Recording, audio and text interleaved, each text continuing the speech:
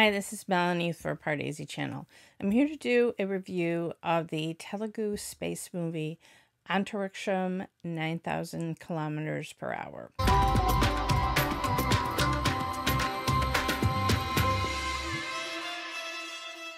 So this film stars Varun Tej and Aditi Rao Hydari in a space thriller. When we saw the trailers and we saw the spacewalk with Aditi, we saw Aditi looking worried outside a porthole of a spaceship. People immediately, and especially with the poster design, people immediately compared it to Gravity. And I will say that it's not a carbon copy of the Alfonso Cuarón film starring Sandra Bullock and George Clooney. It's not exactly the same plot, but it does have a lot of similarities in that there's broken satellites that have to be fixed, which really, if you're going to do a science fiction film right now and you're not going to involve aliens or something like that, if you're going to try to make it reality based, that is what space is about right now. It's about aging satellites that need to be repaired, who could drop out of orbit and create all sorts of problems and collisions with other satellites or drop down to Earth in an inconvenient place. So it's similar in that way, in that that's kind of the mission. But it takes some twists and turns. They've added an emotional quotient to Varun's character. I won't spoil what that is all about, but that's established with some flashbacks in the first half. And Varun does very well with some emotional scenes. The love songs are all, as you could imagine, as a film like this, montages and are establishing the love that he has for the character played by Lavanya Tripathi. Aditi Rao Hydari, as I suspected, is one of the members of the astronaut team, and in some ways I enjoyed her banter in the first half with Varun, but there wasn't enough of that to continue on. So there was a little bit of tension and whatever, but then it just kind of fizzled out. I was in a way disappointed with one scene where she is acting really competent, and then something happens that's really not her fault. It was a timing issue, and then she keeps apologizing over and over, and then it's like a man has to come help her fix this situation. And I was like, oh, again, like, why couldn't the woman be competent and just be able to do it on her own? But it establishes something about a certain character, that he's reckless, that he's willing to just go above and beyond. So it establishes that, I suppose. This is the same director, Sankalp, who did the Ghazi attack, which I really enjoyed. The outlines of that was a true story. So it had built-in drama and the stakes of, war with Pakistan. One wrong move, one captain with a trigger finger, and you could be on the brink of war. So it just had these stakes.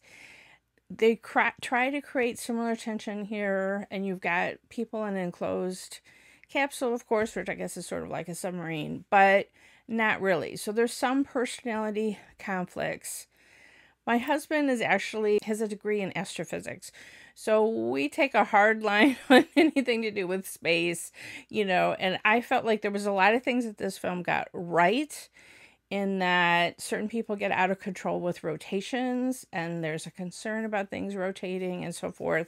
And yeah, it's not just a two-dimensional problem. You have rotation, and all of that is an issue. So there's certain creaking noises. The background music was exceptional and added a lot of tension to the film. Really, the background score was a step beyond most Telugu films.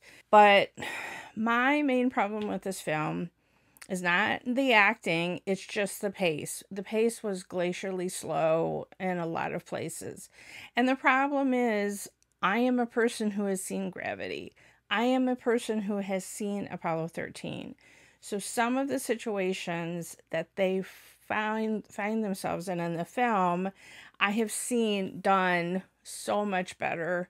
And I'm not talking special effects. I'm just talking about film editing and pacing and ratcheting of up tension and that kind of thing. I mean, we're talking Oscar-winning films. So it's a high bar, but I can't help compare because how many space movies are there really, you know? So this is not a ridiculous plot like Tick, Tick, Tick.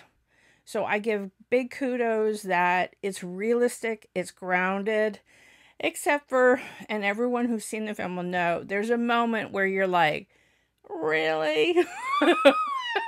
When a certain character just does something and you're like, really? Like, we're going to do that for the rest of the film? Okay. So then it gets off a little bit. But in the main, it's in the realm of reality. It's science fiction. I mean, I know India doesn't yet have a manned space program, but they're going towards that. That's the goal. And there was just a space launch of a satellite, I think just this week. So, which was the 7th or 8th successful space mission just this year for the Indian space program.